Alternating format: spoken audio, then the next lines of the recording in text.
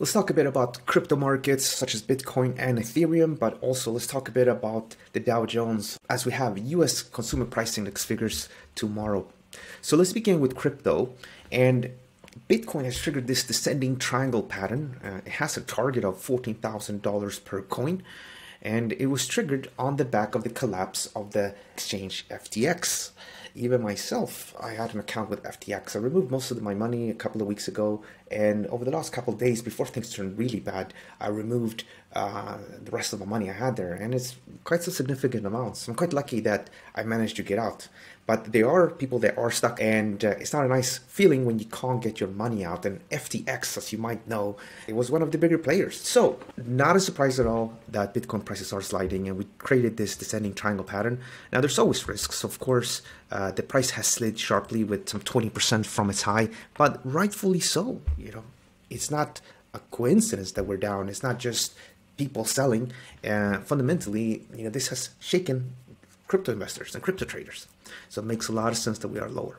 Now, from a technical point of view, as long as you trade below this level here, which is 18,847, this will be in a bear market. And we could push upwards, but ultimately, as long as you trade below this level, reach lower. As for Ethereum, we breached a different pattern, a triangle here. It's not as of the same type of quality as we have with Bitcoin, but nonetheless, this is the breakout point here. And there are different ways of playing this, technically speaking. As long as you trade below this line, one can be bearish.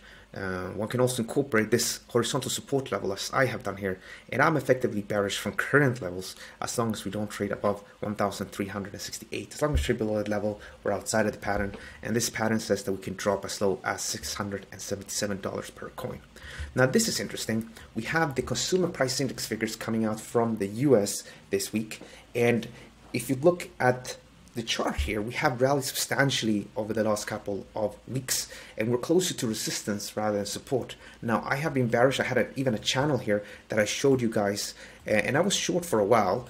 I made a bit of profit, but then as the price was heading to the upside, I actually closed that out. But I did walk away with a bit of profits on that specific trade, and we're still capped by a trend line here. And the market is definitely a bit more bullish than I thought it would do, but realistically, this is not a good spot to buy. Now, obviously, we're so close to price action, so I think people that are entering now, they're probably working with stop loss orders just above this high here. Alternatively, they might be working with stop loss orders just here, but it's much more riskier. I do think when that consumer price index number comes out, that we might see a bit of a pullback, because that makes a lot of sense as well. One can also focus on something like German DAX, which I also looked at in the past, expecting this to trade lower, but it didn't. We're now below this major high here, and as long as we do trade below this level, we can go lower. What's also interesting, of course, is the fact that crypto is going down, and we have all this negativity, and this could potentially inflict damage into the stock indices as well. And that's my take on stock market indices and crypto. What do you think is going to happen next?